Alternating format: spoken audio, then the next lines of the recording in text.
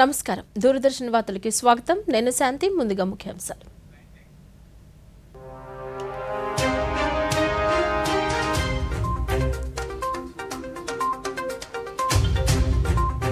ప్రధాని మోదీ అధ్యక్షతన కేంద్ర మంత్రివర్గ సమావేశం గోధుమ సహా 6 పంటలకు మద్దతు ధర పెంచుతూ కేబినెట్ కీలక నిర్ణయం 5 ఏళ్లలో 20 లక్షల ఉద్యోగాల కల్పనే ధ్యేయంగా నూతన కార్యక్రమానికి శ్రీకారం చుట్టామన్న ముఖ్యమంత్రి ఒకేసారి 6 కొత్త పాలసీలు తీసుకొచ్చామన్న చంద్రబాబు నాయుడు బంగాళాఖాతంలో కేంద్రీకృతమైన వాయుగుండం దక్షిణ కోస్తా రాయలసీమ జిల్లాలో భారీ నుంచి అతి భారీ వర్షాలు అప్రమత్తమైన అధికారులు రాష్ట్రంలో భారీ వర్షాలపై ముఖ్యమంత్రి సమీక్ష అధికారులు అప్రమత్తంగా ఉండాలన్న నారా చంద్రబాబు నాయుడు పాకిస్తాన్ ప్రధానితో భారత విదేశాంగ మంత్రి భేటీ షాంఘై సహకార సంస్థ సదస్సులో పాల్గొన్న డాక్టర్ ఎస్ జయశంకర్ వార్తలోని వివరాలు గోధుమతో సహా 6 పంటలకు మద్దతు ధరను పెంచుతూ కేంద్ర కేబినెట్ తీర్మానం చేసింది. ప్రధానమంత్రి నరేంద్ర మోదీ అధ్యక్షతన ఈ రోజు కేంద్ర కేబినెట్ సమావేశమైంది. ఈ సమావేశంలో పలు కీలక అంశాలపై మంత్రివర్గం ఆమోదం తెలిపింది. ఈ అంశాలను కేంద్ర సమాచార ప్రసార శాఖ మంత్రి అశ్విని వైష్ణవ్ మీడియాకు వివరిస్తూ కేంద్ర ప్రభుత్వ ఉద్యోగులకు దీపావళి కానుకగా 3% డిఏ పెంపును కేబినెట్ ఆమోదించింది. అలాగే రైతుల ఆదాయం పెంచడమే లక్ష్యంగా పీఎం అన్నదాత ఆయ్ సంరక్షణ అభియాన్కు 35,000 కోట్ల రూపాయలు ఇచ్చేందుకు ఆమోదం తెలిపింది. రబీ పంట సీజన్కు సంబంధించి నాన్ యూరియా ఎరువులకు 24,475 కోట్ల రూపాయలు సబ్సిడీకి పచ్చజెండా ఊపింది. 2025-26 మార్కెటింగ్ సీజన్కు గాను రబీ పంటలకు కనీస మద్దతు ధరను పెంచింది. जैसा आपने देखा खरीफ में वैसे ही रबी में भी एक जबरदस्त बड़ी बढ़ोतरी की गई है. वीट है, गेहूं के लिए 150 रुपए बढ़ाया गया है. बार्ले यानी जौ के लिए 130 रुपए बढ़ाया गया है. ग्राम यानी चने के लिए 210 रुपए बढ़ाया गया है. मसूर के लिए 275 रुपीज बढ़ाया गया है और सरसों के लिए 300 रुपए की बढ़ोतरी की गई है और सैफ्लावर यानी कुसुम उसके लिए 140 रुपीज की बढ़ोतरी की गई है. 2004 और 2014 के जो 10 साल थे उसमें 7,41,000 करोड़ रुपीस परचेज किया गया था एमएसपी पे और 2014 से 2024 का जो 10 साल का पीरियड है कॉरेस्पॉन्डिंग पीरियड है जो इन दैट पीरियड एमएसपी पर 20,64,000 करोड़ रुपए की वैल्यू का क्रॉप खरीदा गया है. कैबिनेट ने डीए और पेंशनर्स के लिए डीएनएस रिलीफ इसको 3% बढ़ाया है और total 9,448 crore annually 9,448 crore annually हमारे सेंट्रल गवर्नमेंट के एम्प्लॉयज़ के पे चेक में ऐड होगा. 5 ఏళ్లలో రాష్ట్రంలో 20 లక్షల ఉద్యోగాల కల్పనే ధ్యేయంగా నూతన కార్యక్రమానికి శ్రీకారం చుట్టామని ముఖ్యమంత్రి నారా చంద్రబాబు నాయుడు తెలిపారు. ఈ రోజు ముఖ్యమంత్రి అధ్యక్షతన రాష్ట్ర సచివాలయంలో జరిగిన మంత్రివర్గ సమావేశం పలు కీలక నిర్ణయాలు తీసుకుంది. సమావేశం అనంతరం చంద్రబాబు నాయుడు మాట్లాడుతూ థింక్ గ్లోబల్లీ యాక్ట్ గ్లోబల్లీ నినాదంతో ముందుకెళ్తున్నామన్నారు. ఒకేసారి 6 కొత్త పాలసీలు తీసుకొచ్చామన్నారు. Electronics, industrial, clean energy, green energy పాలసీలు తీసుకొచ్చామని, పర్యాటక, ఐటీ, వర్చువల్ వర్కింగ్ పాలసీలు తీసుకొస్తున్నట్లు తెలిపారు. 1 ఫ్యామిలీ 1 ఎంటర్ప్రెన్యూర్ నినాదంతో ముందుకెళ్తున్నామన్నారు. ఉద్యోగం చేసే స్థాయి నుంచి రాష్ట్ర యువత ఉద్యోగాలు ఇచ్చే స్థాయికి ఎదగాలన్నారు. కొత్త పాలసీలు రాష్ట్ర ప్రగతిని మారుస్తాయని పేర్కొన్నారు. 6 పాలసీలు తీసుకొస్తున్నాం. ఈ 6 పబ్లిక్ పాలసీస్ కూడా ఒక గేమ్ చేంజర్గా తయారవుతుంది. ఈ 6లో మీరు చూస్తే ఒకటి AP industrial development policy 4.0, AP MSME and entrepreneur development policy 4.0, AP food processing policy 4.0, AP electronic policy 4.0, AP industrial park policy 4.0, AP integrated clean energy green energy policy 4.0. ఈ 6 పాలసీలు కూడా మీరు ఒక్కసారి చూస్తే ఇంకా కొన్ని పాలసీలు మేము తీసుకురావాల్సిన అవసరం ఉంది. అవి కూడా తొందరలో వస్తాయి అనే నినాదంతో ముందుకు పోబోతున్నారు. అంటే ఒకప్పుడు మనం అనేవాళ్ళం థింక్ గ్లోబలీ యాక్ట్ లోకలీ అని. ఇప్పుడు think globally act globally. Distance is not the criteria now knowledge ఎకానమీలో.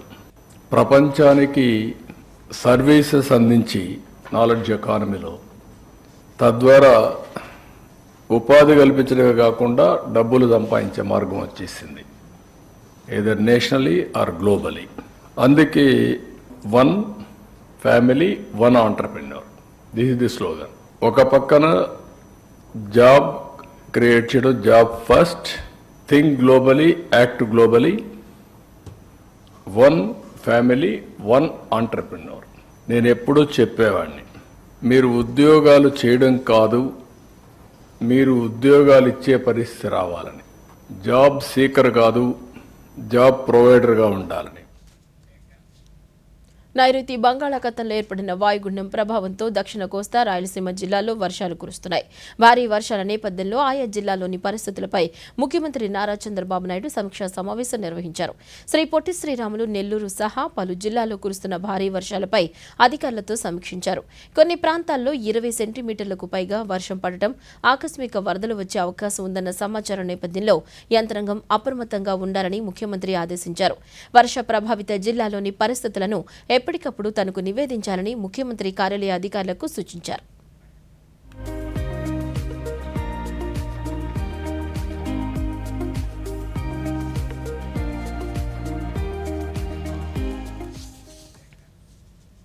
నైరుతి బంగాళాఖాతంలో కేంద్రీకృతమైన వాయుగుండం చెన్నైకి 320 కిలోమీటర్ల దూరంలో, పుదుచ్చేరికి 350 కిలోమీటర్లు, నెల్లూరుకి 400 కిలోమీటర్ల దూరంలో కేంద్రీకృతమై ఉంది. ఇది వాయువ్య దిశగా గంటకు 15 కిలోమీటర్ల వేగంతో కదులుతోంది. ఈ వాయుగుండం రేపు తెల్లవారుజామున చెన్నైకి దగ్గరగా పుదుచ్చేరి, నెల్లూరు మధ్య తీరం దాటే అవకాశం ఉందని అమరావతిలో వాతావరణ కేంద్రం అధికారులు తెలిపారు. తీరం వెంబడి గంటకు 40 నుంచి 60 కిలోమీటర్ల వేగంతో ఈదురుగాలులు వీచే అవకాశం ఉన్నట్లు తెలిపారు. దీని ప్రభావంతో దక్షిణ కోస్తా రాయలసీమలో కొన్ని చోట్ల భారీ నుంచి అతి భారీ వర్షాలు, పలు చోట్ల తీవ్ర భారీ వర్షాలు కురిసే అవకాశం ఉన్నట్లు పేర్కొన్నారు. వాయుగుండం ప్రభావంతో ప్రకాశం జిల్లాలోని 4, నెల్లూరు జిల్లాలో 6, అన్నమయ్య జిల్లాలోని 3 మండలాల్లో ఎక్కువ ప్రభావం చూపే అవకాశం ఉండడంతో అవసరమైన చోట పునరావాస కేంద్రాలు ఏర్పాటు చేసినట్లు రాష్ట్ర విపత్తుల నిర్వహణ సంస్థ అధికారులు తెలిపారు. ఇప్పటికే సముద్రంలో వేటకు వెళ్లిన 61,756 మంది మత్స్యకారులను వెనక్కి రప్పించారు. ప్రజలు అప్రమత్తంగా ఉండాలని సూచించారు. మరోవైపు భారీ వర్షాల ప్రభావిత జిల్లాల కలెక్టర్లు, అధికారి యంత్రాంగం అప్రమత్తమైంది. ఇప్పటికే సహాయక చర్యల కోసం ₹1 కోటి చొప్పున జిల్లాలకు అత్యవసర నిధులను రాష్ట్ర ప్రభుత్వం విడుదల చేసింది. శ్రీ పొట్టి శ్రీరాములు, నెల్లూరు, తిరుపతి, కర్నూలు, ప్రకాశం, బాపట్ల జిల్లాలో 5 ఎన్డీఆర్ఎఫ్, 2 ఎస్డీఆర్ఎఫ్ బృందాలను అందుబాటులో ఉంచినట్లు రాష్ట్ర విపత్తుల నిర్వహణ సంస్థ అధికారులు తెలిపారు.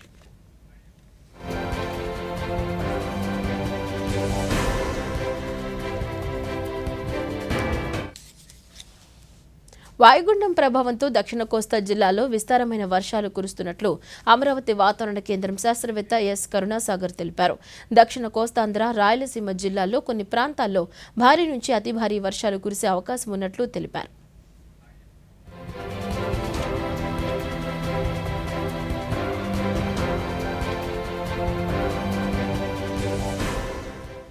నిన్నటి రోజున దక్షిణ మధ్య బంగాళాఖాతంలో బాగా గుర్తించబడినటువంటి అల్పపీడనం నిన్న సాయంత్రానికి బలపడి వాయుగుండంగా మారింది.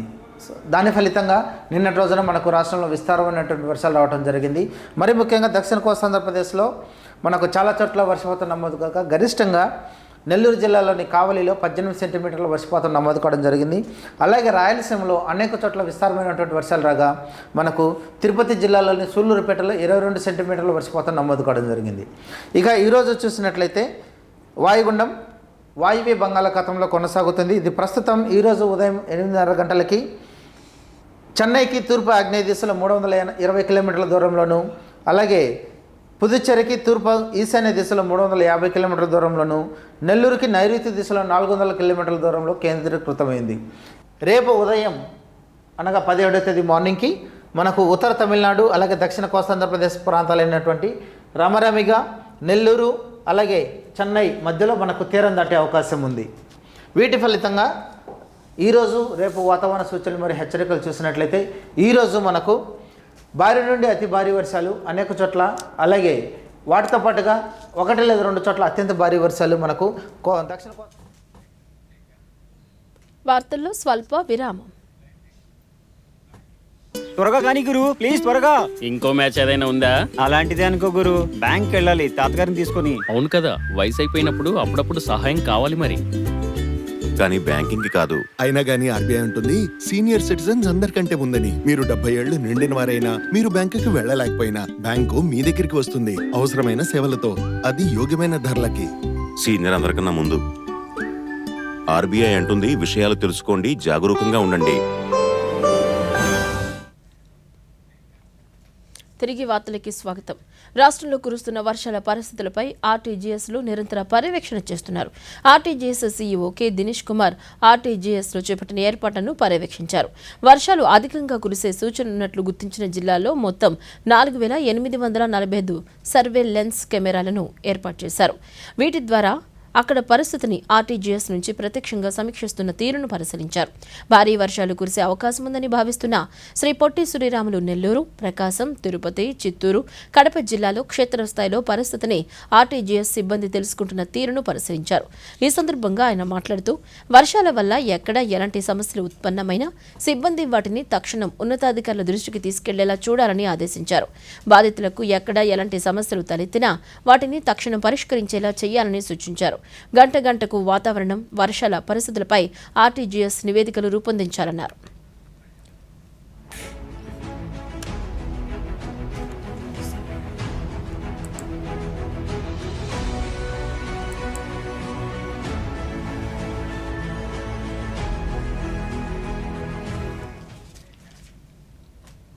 బంగాళాఖాతంలో ఏర్పడిన వాయుగుండం కారణంగా దక్షిణ కోస్తా, రాయలసీమ జిల్లాలకు భారీ నుంచి అతి భారీ వర్షాల నేపథ్యంలో ఆయా జిల్లాల అధికార యంత్రాంగం అప్రమత్తమైంది. జిల్లా అధికారులతో వీడియో కాన్ఫరెన్స్ ద్వారా తీసుకోవాల్సిన జాగ్రత్త చర్యలపై సమీక్షను నిర్వహించామని ఏపీ విపత్తుల నిర్వహణ సంస్థ మేనేజింగ్ డైరెక్టర్ రోణంకి కూర్మనాథ్ తెలిపారు. ముఖ్యంగా ప్రకాశం, నెల్లూరు, తిరుపతి, అన్నమయ్య, కడప, నంద్యాల, కర్నూలు, అనంతపురం, సత్యసాయి జిల్లాలోని లోతట్టు ప్రాంత ప్రజల్ని సురక్షిత ప్రాంతాలకు తరలించారు. తుఫాను ప్రభావిత ప్రాంతాల్లో ఆస్తి నష్టం కలగకుండా చర్యలు తీసుకున్నామన్నారు. భారీ వర్షాలు, అతి భారీ వర్షాలు అండ్ అంతకన్నా ఎక్కువ వర్షపాతం నమోదయ్యే అవకాశం ఉంది.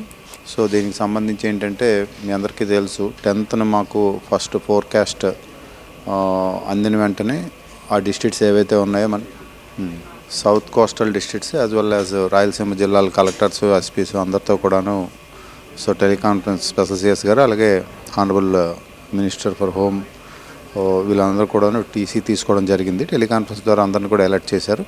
అలాగే అట్ ది సేమ్ టైం ఏంటంటే అప్పుడు జిల్లా యంత్రాంగం అప్రమత్తమయ్యి సెలవులన్నీ కూడా క్యాన్సిల్ చేసి, ఎందుకంటే అప్పుడు మనకి దసరా సెలవులు కూడా రావడం జరిగింది వరుసగా 3 రోజులు. అందుకని చెప్పేసి సెలవులను కూడా క్యాన్సిల్ చేసి జిల్లా యంత్రాంగం అంతా కూడా వచ్చి డ్యూటీస్లో జాయిన్ అయ్యి ఎక్కడ కూడా అంటువాడి ఇన్సిడెంట్స్ లేకుండా, ముఖ్యంగా ఏంటంటే ప్రకాశం డిస్ట్రిక్ట్, నెల్లూరు, తిరుపతి, చిత్తూరు, అన్నమయ్య జిల్లాలు, తర్వాత కడప, ఇప్పుడు నంద్యాల, కర్నూలు, అనంతపురం, సత్యసాయి జిల్లాలు కూడాను సో ఇప్పుడు ఆ అలర్ట్ ఇవ్వడం జరిగింది. ఫోర్కాస్ట్ ప్రకారం ఏంటంటే రాయలసీమ జిల్లాలన్నీ కూడాను ఏదైతే ఈ లో ప్రెజర్ ఫామ్ అయ్యి సో ఆ ఎఫెక్ట్ అయితే అవబోతుందో అండ్ ఎక్కడైతే ఇంపాక్ట్ పడిపోతుందో ఆ జిల్లాలందరూ కూడా అప్రమత్తమయ్యారు.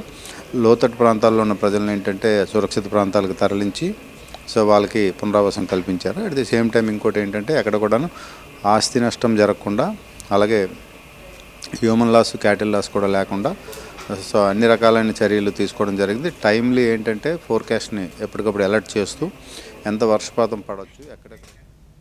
ప్రకాశం జిల్లా గిద్దలూరులో గత 2 రోజుల నుంచి విస్తారంగా వర్షం కురుస్తోంది. ఎడతెరిపి లేకుండా కురుస్తున్న వర్షాల వల్ల గిద్దలూరు పట్టణంలోని లోతట్టు ప్రాంతాల్లోని ఇళ్లలోకి నీరు చేరింది. పట్టణంలోని వివేకానంద కాలనీలో పలు ఇళ్లలోకి నీరు చేరింది. స్థానిక శాసనసభ్యులు ఎం అశోక్ రెడ్డి ఆయా ప్రాంతాలను పరిశీలించారు. ఈ సందర్భంగా ఆయన మాట్లాడుతూ, ఇళ్లలోనికి వచ్చింది వర్షపు నీరు కాదని డ్రైనేజీ నీరు అని, దీనిని వెంటనే తొలగించడానికి ఏర్పాట్లు చేసినట్లు తెలిపారు. సగిలేరు వాగును ఆయన పరిశీలించారు. వరద ప్రవాహం పెరిగితే రాకపోకలకు ఆటంకం లేకుండా చర్యలు తీసుకోవాలని అధికారులకు సూచించారు. వ్యాప్తంగా ఈ యొక్క అల్పపీడన ద్రోణితో ఇవాళ వర్షాలు పడడం జరుగుతూ ఉంది. రాత్రి నుంచి పెద్ద ఎత్తున వర్షం పడటం మూలన వివేకానంద కాలనీలో కొన్ని ఇళ్లలోకి కొంత నీళ్లు కూడా రావడం జరిగింది. వెంటనే మా విషయం దృష్టికి వచ్చిన వెంటనే ఇక్కడికి నేను రావటం, మున్సిపల్ కమిషనర్ గారు, తహసీల్దార్ గారు, మొత్తం స్టాఫ్ అందరూ కూడా ఇక్కడికి వచ్చి ఏ విధంగా వాళ్ళకి ఇబ్బందులు కలిగాయి, ఆ ఇబ్బందుల కోసం ఎట్లా మనం దాన్ని ఇచ్చేయాలని చెప్పి వెంటనే వాళ్ళు ప్రతిస్పందించి ఇక్కడికి రావడం జరిగింది. ఇప్పుడు ఇక్కడికి వచ్చి చూసిన తర్వాత ఇది వరద నీళ్లు కాదు ఇక్కడ ఉన్నది, ఈ డ్రైనేజ్ వాటర్ అనేటువంటిది వాళ్ళ ఇళ్లలోకి రావడం జరిగింది. ముఖ్యమంత్రి నారా చంద్రబాబు నాయుడు ఈ ఉదయం పలు అంశాలపై అధికారులతో సమీక్షించారు. విజయనగరం జిల్లా గుర్ల గ్రామంలో డయేరియాతో 2 రోజుల్లో 5గురు మృతి చెందిన ఘటనపై విచారం వ్యక్తం చేశారు. ఈ ఘటనపై అధికారులతో మాట్లాడి వివరాలు తెలుసుకున్నారు. నిన్న ఒక్కరోజే 4 మృతి చెందారన్న సమాచారం నేపథ్యంలో ప్రస్తుత పరిస్థితిపై ముఖ్యమంత్రి ఆరా తీశారు. ప్రస్తుతం ఆ ప్రాంతంలో బాధితుల పరిస్థితి, వారికి అందుతున్న చికిత్స, గ్రామంలో చేపట్టిన పారిశుద్ధ్య కార్యక్రమాలను అధికారుల ద్వారా తెలుసుకున్నారు. ఇక అన్నమయ్య జిల్లా కదిరినాథుని కోటలోని అటవీ ప్రాంతంలో అభయాంజనేయ స్వామి ఆలయంపై జరిగిన దాడిని ముఖ్యమంత్రి ఖండించారు. దుండగుల దాడిలో ఆలయానికి నష్టం జరిగిందని, దీనిపై సమగ్ర విచారణ జరిపి నిందితులపై కఠిన చర్యలు తీసుకోవాలని చంద్రబాబు నాయుడు అధికారులను ఆదేశించారు.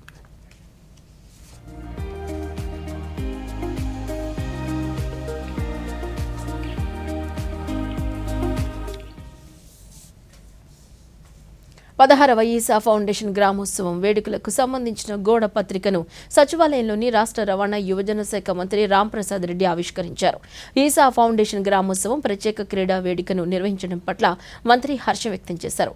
ఆటలు ఆడటం ఆరోగ్యాన్ని పెంపొందిస్తుందని, వ్యసనాలు, అనారోగ్యకరమైన జీవన శైలి నుంచి ప్రజల్ని బయటకు తీసుకురావడానికి సహాయపడుతుందని, కలిసి ఆటలు ఆడేటప్పుడు అందరూ తమ గుర్తింపులను వదిలి ఆటలో లీనమవుతారని, సామాజిక అవధులను దాటి అందరినీ ఒక్కటి చేసి సమాజంలో సామరస్యాన్ని, ఆరోగ్యకరమైన పోటీ స్ఫూర్తిని పెంపొందిస్తుందని, ఆటగాళ్లలో ఆత్మ గౌరవాన్ని, ఆత్మవిశ్వాసం కల్పిస్తుందని మంత్రి పేర్కొన్నారు.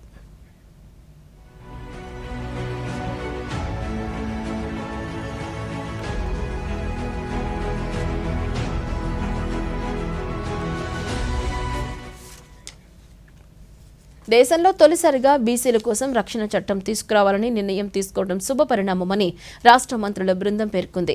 బీసీ రక్షణ చట్టంపై సచివాలయంలో ఈ రోజు మంత్రులు కొల్లు రవీంద్ర, కింజరపు అచ్చెన్నాయుడు, ఎస్ సవిత, వంగలపూడి అనిత, అనగాని సత్యప్రసాద్, కొలుసు పార్థసారథి, వాసంశెట్టి సుభాష్, కొండపల్లి శ్రీనివాస్, సత్యకుమార్ యాదవ్ సమావేశమయ్యారు. రాష్ట్రంలో 50% పైగా జనాభా 142 కులాలు బీసీలో ఉన్నారని, ఆర్థికంగా, సామాజికంగా వెనుకబడిన వర్గాలను పురోభివృద్ధిలో నడిపేలా చేయడమే లక్ష్యంగా ప్రభుత్వం రక్షణ చట్టానికి శ్రీకారం చుట్టిందని పేర్కొన్నారు. జనాభాలో అధికంగా ఉన్నప్పటికీ వేధింపులు, దాడులకు గురవటం బాధాకరమని, బీసీలకు అన్ని రకాలుగా రక్షణ కల్పించేలా చట్టం రూపొందించమని అధికారులకు మంత్రుల బృందం సూచించింది.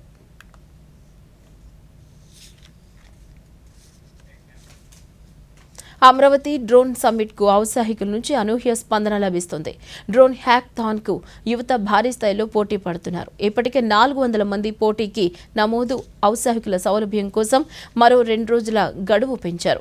17 వరకు హ్యాకథాన్ పోటీకి రిజిస్ట్రేషన్లు చేసుకోవచ్చని AP drones corporation MD K Dinesh Kumar తెలిపారు. నగదు బహుమతి కూడా పెంచామని వెల్లడించారు. హ్యాకథాన్ పోటీకి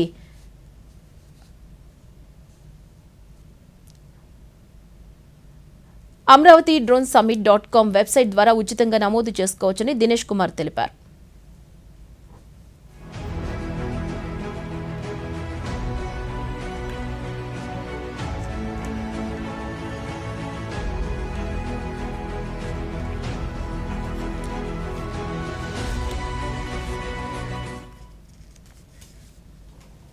ఆరోగ్యవంతమైన జీవితం మంచి ఆహారం తీసుకోవడం ద్వారానే సాధ్యమని బాపట్ల, ఒంగోలు, కడప, అన్నమయ్య జిల్లాల ఆహార భద్రతా అధికారి ప్రభాకర్ తెలిపారు. బాపట్ల జిల్లా చీరాలలో ప్రపంచ ఆహార దినోత్సవం సందర్భంగా నిర్వహించిన అవగాహన సదస్సులో ప్రభాకర్ మాట్లాడుతూ మెరుగైన జీవితం, మంచి భవిష్యత్ కోసం స్వచ్ఛమైన ఆహారం మనందరి హక్కు అనే అంశాలపై అవగాహన సదస్సు నిర్వహించినట్లు తెలిపారు. క్రయ విక్రయాలు చేసే వ్యాపారస్తులు ప్రజలకు నాణ్యమైన, పోషక విలువలు కలిగిన ఆహార పదార్థాలను విక్రయించాలని ఆయన కోరారు. ప్రజలు సైతం కల్తీ ఆహార పదార్థాలపై అవగాహన పెంపొందించుకోవాలన్నారు. ఈరోజు వరల్డ్ ఫుడ్ డే జరుగుతుంది. అసలు స్వచ్ఛమైన ఆహారం ఎలా దొరుకుతుంది, పోషకాహారం ఎలా దొరుకుతుంది అంటే వ్యాపారస్తులందరూ హోటల్స్ కానీ, రెస్టారెంట్లు కానీ, కిరాణా షాపులు కానీ, మాల్స్ కానీ, ఎక్కడైనా సరే స్వీట్స్ కానీ, బేకరీస్ కానీ, స్ట్రీట్ ఫుడ్స్ కానీ ఏదైనా సరే స్వచ్ఛమైన పోషక విలువలు కలిగిన మంచి ఆహార పదార్థాలు అమ్మాల్సిన బాధ్యత వాళ్ళందరికీ ఉంది. ప్రతి ఒక్కరు ఫుడ్ సేఫ్టీ డిపార్ట్మెంట్ ఇచ్చే ఫుడ్ సేఫ్టీ లైసెన్స్ తీసుకోవాలి, రిజిస్ట్రేషన్ చేయించుకోవాలి. అలా చేయించుకొని ఫుడ్ సేఫ్టీ నియమ నిబంధనలు ఎలా పాటించాలి, మంచి ఆహారం ఎలా అందించాలనే దాని మీద ఫుడ్ సేఫ్టీ డిపార్ట్మెంట్ ట్రైనింగ్ కూడా ఇస్తుంది. ఆ ట్రైనింగ్ ప్రకారం స్వచ్ఛమైన ఆహారం అనేది ప్రజలకు అందించాల్సిన బాధ్యత మీదేను.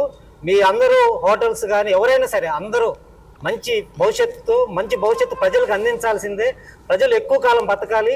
వాళ్ళు ఆరోగ్యం బాగుంటేనే వాళ్ళ పిల్లల ఆరోగ్యం బాగుంటుంది, వాళ్ళ పిల్లల ఆరోగ్యం వాళ్ళ పిల్లల భవిష్యత్తు బాగుంటుంది. అలాగా మనం అనేది ఇప్పటివరకు తీసుకునే ఆహార పదార్థాల్లో చాలా వరకు స్వచ్ఛమైన నాణ్యమైన ఆహార పదార్థాలు లేక చాలా మందికి షుగర్లు, బీపీలు, జంక్ ఫుడ్స్ తినడం వలన ఒబేసిటీలు ఇవన్నీ వస్తున్నాయి. వార్తల్లో స్వల్ప విరామం. Come on boys, let's go practice. అరే ఉండు గురు, నా బ్యాంక్ అకౌంట్ లో తప్పేంటి ప్రాబ్లం ఎదురైంది. అయితే బ్యాంక్ కంప్లైంట్ చేయి. బ్యాంక్ రాసి 1 నెల అయిపోయింది, బట్ వాళ్ళు గూగుల్ మీద గూగుల్ వేస్తున్నారు. అయితే ఆర్బీఐ బ్యాంకింగ్ న్యాయాధికారికి ఇన్ఫార్మ్ చేయి. ముందు నేను చెప్తాను. క్రికెట్ లో థర్డ్ ఎంపైర్ ఉన్నట్టే ఆర్బీఐకి బ్యాంకింగ్ అంబడ్స్మన్ ఉంటారు. ఆర్బీఐ అంటుంది బ్యాంక్ మీ కంప్లైంట్ ని 1 నెలలోగా తీర్చకపోతే మీరు ఆర్బీఐ వారి కంప్లైంట్ మేనేజ్మెంట్ సిస్టమ్ పై ఆన్లైన్ కంప్లైంట్ చేయొచ్చు. ఇది మీ కంప్లైంట్స్ తీర్చడానికి ఆర్బీఐ వారి సులువైన పద్ధతి, అది కూడా ఫ్రీ. ఆర్బీఐ అంటుంది విషయాలు తెలుసుకోండి, జాగరూకంగా ఉండండి. తిరిగి వార్తలకి స్వాగతం.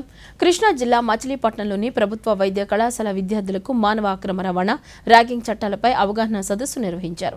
జిల్లా న్యాయ సేవాధికార సంస్థ ఆధ్వర్యంలో నిర్వహించిన ఈ సదస్సులో జిల్లా senior civil judge K V Ramakrishnaiah మాట్లాడుతూ సమాజంలో ప్రతి మనిషికి జీవించే హక్కును రాజ్యాంగం కల్పించిందని, స్వేచ్ఛకు భంగం కలిగించే విధంగా ఇతరులు ప్రవర్తించినట్లయితే చట్టపరంగా చర్యలు తీసుకోవడం జరుగుతుందన్నారు. మానవ అక్రమ రవాణా దేశంలో ఆందోళన కలిగించే స్థాయిలో ఉందని, దీనిని కట్టడి చేసేందుకు పోలీస్ వ్యవస్థతో పాటు న్యాయ వ్యవస్థ కూడా ముందుకొచ్చిందన్నారు. అవగాహన కల్పించడం కోసం జిల్లా న్యాయ సేవాధికార సంస్థ వారు ఇక్కడ ఈ గవర్నమెంట్ మెడికల్ కాలేజ్ యాజమాన్యంతో ఈ ప్రోగ్రామ్ ఈ రోజు ఇక్కడ నిర్వహించడం జరిగింది. దీంట్లో భాగంగా స్టూడెంట్స్ కి తెలియజేయడం జరిగింది. సో ఈ ప్రోగ్రాము వాళ్ళ భవిష్యత్తు ఇబ్బంది లేకుండా వాళ్ళు క్లాసెస్ అటెండ్ అవ్వడానికి, ర్యాగింగ్ నుంచి నిరోధించబడటానికి వాళ్ళకి అవకాశం కల్పించింది. ఉత్తరాంధ్ర కల్పవల్లి శ్రీ పైడితల్లి అమ్మవారు సిరిమాను ఊరేగింపు అనంతరం సిరిమానును గుడి బయట భక్తులకు దర్శనార్థం ఉంచుతారు. మరుసటి రోజు నుంచి భక్తులు సిరిమాను చెక్కలను చిన్న చిన్న ముక్కలుగా తీసుకుని వాటిని ఇంట్లో దాచుకుంటారు. ఇది పూర్వకాలం నుంచి వస్తున్న ఆచారం. దీనిపై భక్తులు తమ నమ్మకాన్ని వివరించారు.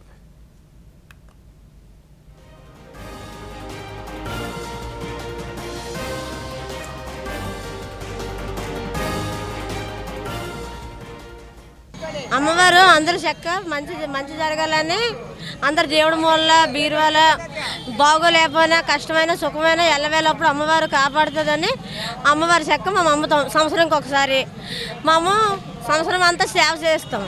అమ్మవారికి 10 రూపాయలు లెక్క తీసుకుంటాం అంతే. ఇక్కడ పండగకి ప్రతి సంవత్సరం వస్తాం. అమ్మవారు అంటే మాకు చాలా నమ్మకం. ఆవిడ సిరిమానోత్సవం ప్రతి సంవత్సరం కోట్లాది మంది భక్తులు వస్తారు. ఆవిడ ప్రతినిత్యం కూడా అందరూ తలుచుకుంటారు. ఈ సిరిమాను చూసిన తర్వాత ఆ చెక్కలు కూడా ఇంటికి పట్టుకెళ్ళి పల్లె పండుగ కార్యక్రమం ద్వారా గ్రామాల్లో అభివృద్ధి కార్యక్రమాలు ప్రారంభిస్తున్నట్లు పశ్చిమ గోదావరి జిల్లా కలెక్టర్ చదలవాడ నాగరాణి చెప్పారు. జిల్లాలోని అత్తిలి మండలం వరదలపాలెం గ్రామంలో 1,10,00,000 రూపాయలతో నిర్మించనున్న సీసీ రోడ్లు, డ్రైనేజీల పనులకు తణుకు శాసనసభ్యులు ఆరిమిల్లి రాధాకృష్ణతో కలిసి కలెక్టర్ భూమి పూజ చేశారు. అనంతరం వారు మాట్లాడుతూ గ్రామాల అభివృద్ధిలో ఉపాధి నిధులు ప్రధాన పాత్ర వహిస్తున్నాయన్నారు. కూటమి ప్రభుత్వంలో గ్రామాలకు పూర్వదశ రానుందన్నారు. మన జిల్లా కలెక్టర్ గారు శ్రీమతి శ్రీ నాగరాణి గారు ముఖ్య అతిథిగా ఇచ్చేసి వారి చేతుల మీదుగా ఈ కార్యక్రమాన్ని ఈ పల్లె పండుగ ద్వారా శాంక్షన్ అయినటువంటి పనుల్ని శంకుస్థాపన ద్వారా చేయడం, సంక్రాంతిలోపు ఆ పనులన్నీ కూడా పూర్తి చేసే విధంగా కూడా ముందుకు వెళ్తున్నాం. ఈరోజు మన కలెక్టర్ గారు కూడా నిరంతరం వీటన్నింటినీ కూడా పర్యవేక్షించి ఎప్పటికప్పుడు అధికారులను సమన్వయం చేసి ఈ పనులన్నీ కూడా పూర్తయ్యే విధంగా పరుగులు పెట్టించడం జరుగుతుంది. మన జిల్లా చూస్తే ప్రతి అంశంలోనూ చాలా ఫస్ట్ ఉంటుంది. అంటే డ్వాక్రా గ్రూప్స్ విషయంలో నెంబర్ 1 ఉంటుంది, వాళ్ళ లోన్ స్పెసిఫికేషన్ లో నెంబర్ 1 ఉంటుంది. ప్లస్ ఇంకో అంశం ఇంకోటి ఏది టేకప్ చేసినా ప్రతి పారామీటర్ లోనూ నెంబర్ 1 మనం కొంచెం సెకండ్ థర్డ్ ఉన్నా కూడా కొంచెం నెంబర్ 1 లోనే వెళ్తూ ఉంటాం. కానీ ఎప్పుడైతే తల్లులు కుటుంబానికి తల్లే ముఖ్యం అంటారు, ఆ తల్లే మరి పసిపిల్లల్ని అడోల్సెంట్ ఏజ్ లో ఉన్న పిల్లల్ని వదిలేసేసి వేరే కంట్రీస్కి వెళ్తే నేను అర్థం చేసుకోగలను. ఫైనాన్షియల్ ప్రాబ్లమ్స్ ఉంటే ఫైనాన్షియల్ ప్రాబ్లమ్స్ చూసుకున్నట్టుగా తల్లి కాసినట్టుగా వేరే ఎవ్వరూ కూడా పెంచలేరు, చూసుకోలేరు. కాబట్టి దీని మీద ఒకసారి దృష్టి పెట్టి మాట్లాడుకోవాలండి. అత్యంత సంక్లిష్టమైన సమస్యలకు పరిష్కారం చూపేందుకు ఆంధ్రప్రదేశ్ మెడ్టెక్ జోన్ ఏపీఎంటీజెడ్ క్రియాశీల వేదికగా మారిందని కేంద్ర విద్యా నైపుణ్యాభివృద్ధి శాఖల సహాయ మంత్రి జయంత్ చౌదరి పేర్కొన్నారు. విశాఖ ఏపీఎంటీజెడ్లో మంగళవారం పూర్వ రాష్ట్రపతి దివంగత డాక్టర్ ఏపీజే అబ్దుల్ కలాం జయంతి కార్యక్రమంలో మంత్రి పాల్గొన్నారు. నాయకత్వం, బహుముఖ నైపుణ్యాలకు కలాం నిలువెత్తు నిదర్శనమని కొనియాడారు. జోన్లో వివిధ యూనిట్లను పరిశీలించారు. ముందు చూపుతో 2018లో ఈ ప్రాజెక్టుకు రూపకల్పన చేసిన ముఖ్యమంత్రి చంద్రబాబు నాయుడు ప్రగతిశీల నాయకత్వాన్ని ప్రశంసించారు. ఆర్థిక వ్యవస్థ వృద్ధి చెందేందుకు ఇదొక చక్కని కేంద్రమన్నారు.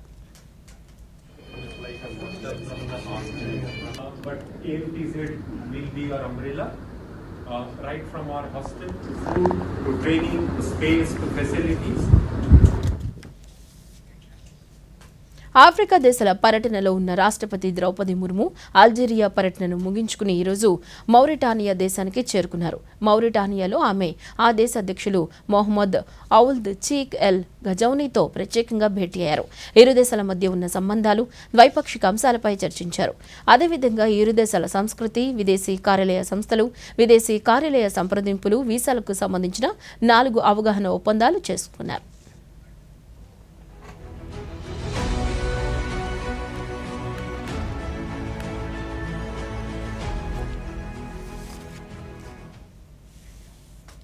జమ్మూ కాశ్మీర్ ముఖ్యమంత్రిగా ప్రమాణ స్వీకారం చేసిన ఒమర్ అబ్దుల్లాకు ప్రధానమంత్రి నరేంద్ర మోదీ అభినందనలు తెలిపారు. ప్రజలకు సేవ చేసేందుకు ఆయన చేస్తున్న కృషికి మంచి జరగాలని ఆకాంక్షించారు. జమ్మూ కాశ్మీర్ ప్రజల ఆశలు, అభివృద్ధిని అందించాలని ఆకాంక్షిస్తున్నట్లు ప్రధాని సామాజిక మాధ్యమం ఎక్స్ ద్వారా పేర్కొన్నారు.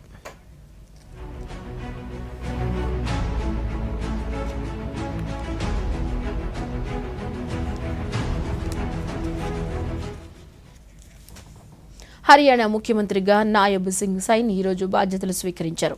ఇటీవల హర్యానాలో జరిగిన అసెంబ్లీ ఎన్నికల్లో బీజేపీ 3వసారి విజయం సాధించింది. ఈ విజయంలో కీలక పాత్ర పోషించిన నాయబ్ సింగ్ సైనిని ముఖ్యమంత్రి అభ్యర్థిగా పార్టీ ఏకగ్రీవంగా ఆమోదించింది. ఈ రోజు జరిగిన ముఖ్యమంత్రిగా బాధ్యతల స్వీకరణ కార్యక్రమానికి కేంద్ర హోంశాఖ మంత్రి అమిత్ షా హాజరయ్యారు. సైని ముఖ్యమంత్రిగా బాధ్యతలు స్వీకరించడం ఇది 2వసారి. ఈ సందర్భంగా సైని మాట్లాడుతూ ప్రజలు తమపై ఉంచిన నమ్మకాన్ని నిలబెట్టుకుంటామని, హర్యానా అభివృద్ధికి కృషి చేస్తామన్నారు.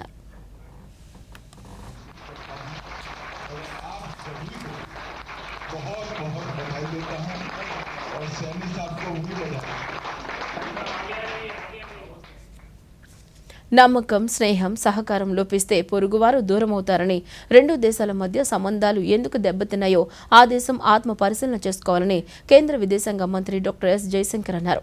పాకిస్తాన్లో ఈ రోజు జరిగిన షాంఘై సహకార సంస్థ SCO సదస్సులో పాల్గొన్న ఆయన పాకిస్తాన్ ప్రభుత్వంపై తీవ్ర విమర్శలు చేశారు. సరిహద్దుల్లో తీవ్రవాదం, ఉగ్రవాదం, వేర్పాటువాద కార్యకలాపాలు ఉంటే ఆ 2 దేశాల మధ్య వాణిజ్యం, ప్రజల మధ్య సంబంధాలకు అవకాశం ఉండదన్నారు. SCO సదస్సులో పాల్గొనే నిమిత్తం పాకిస్తాన్ వెళ్లిన జయశంకర్ ఆ దేశ ప్రధానమంత్రి షహబాజ్ షరీఫ్తో ముచ్చటించారు. ఇరువురు కరచాలనం చేసుకున్నారు. కాగా 9 ఏళ్ల తర్వాత భారత విదేశీ వ్యవహారాల శాఖ మంత్రి పాకిస్తాన్లో పర్యటించడం ఇదే తొలిసారి. 2015 డిసెంబర్లో అప్పటి విదేశీ వ్యవహారాల శాఖ మంత్రి సుష్మా స్వరాజ్ పాకిస్తాన్లో పర్యటించారు. సుదీర్ఘ విరామం తర్వాత ఇప్పుడు డాక్టర్ ఎస్ జయశంకర్ పాకిస్తాన్లో పర్యటిస్తున్నారు.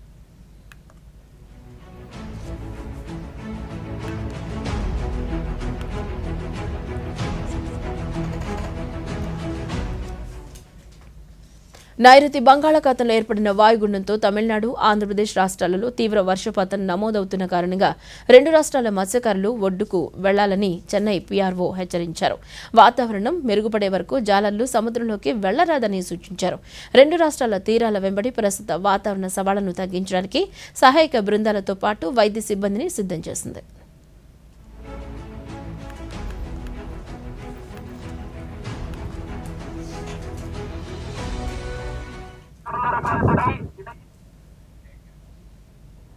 ఈ వార్తలు ఇంతటితో సమాప్తం. నమస్కారం.